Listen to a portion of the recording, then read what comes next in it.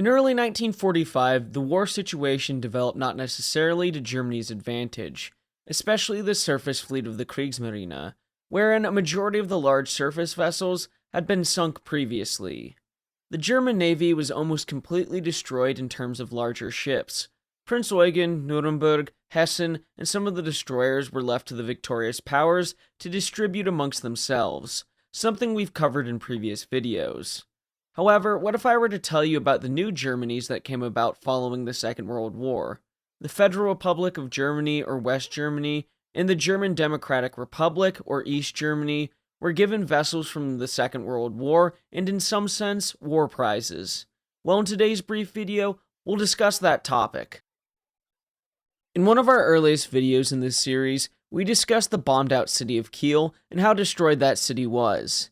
That was the state that most of Germany was in once the Allied powers took control in their respective zones of occupation. Britain dominated the North Sea coast, France the west, America the south, and the Soviet Union the east. At that same time, Berlin itself was split up into those zones as well. We won't delve into the complicated reasons why each Germany formed. No, in May 1949, the US, UK, and French occupation zones joined together and became the Federal Republic of Germany, or West Germany.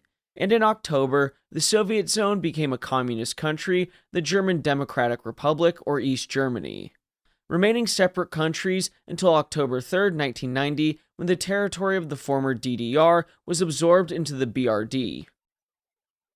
Anyway, in 1951, the US set up new minesweeping forces within its enclave, nominally Civilian US Labor Unit B, or LSUB. 3 LSUs had been set up in November 1950 to assist in the manning of US vessels and shore facilities. LSUB was established on February 1, 1951, beginning with 4 US allocated M boats, M278, M294, M388, and M460, renamed M202, M201, M203, and M204 respectively. A few other vessels were also absorbed into this group, and then a dozen R boats of the Cuxhaven group in June. Further vessels that were loaned out were returned. M441, M205, and M611, M206 were added in October. Eventually, there were 32 minesweepers and 3 support vessels. Although they were manned by German crews, all the vessels remained the property of the USA and flew US ensigns. Some British vessels had been loaned out, but they aren't all that interesting, so we'll move on. Taking from Aidan Dodson and Serena Kant in their book Spoils of War, The Fate of Enemy Fleets After the Two World Wars, they write, "Despite its nominal status, the German civilians contracted to LSUB were uniformed and subject to military-style discipline. It was a fairly open secret that they would form an important part of a new West German naval formation. Thus, training over and beyond what was needed for the LSUB, corps tasks began to be offered, becoming the priority in 1953 to 1955. Preparations for the transfer of LSUB to German control began in early 1955, leading up to the establishment of the West German Ministry of Defense in June of that year. Formal transfer of the boats XR132, XR134, XR135, XR144 on June 5, 1956, and finishing up with XR266 and XR407 in January 1957. The bigger XM338 and XM441 were handed over on July 17, 1956, becoming Seal, Sea Lion, with 3 other M boats, the now Starfish, Seahorse, and Sea Serpent, following in August. In February 1957, 5 ex-French boats were transferred, the now Wasp, Bumblebee, Gluma, Bee, and Break. Also feeding the new Navy was the quasi-Coast Guard of the established with the Federal Border Guard under the auspices of the Ministry of the Interior in 1951. While in the Kiel repair yards, having since been restored, was handed over by the British in December 1951, and parts of the Cuxhaven base in October 1952. Acquisition of the equipment was from the UK and France, who vetoed the attempt for newly built fast patrol boats in 1953. The vessels in question were the first 3 of the Herrengull class, a version of the S-38B type. They were transferred under British control, this lasting until May 1956. Nevertheless, by 1955, there were some 40 patrol vessels in service. In June 1956, all personnel willing to do so were transferred to the Ministry of Defense.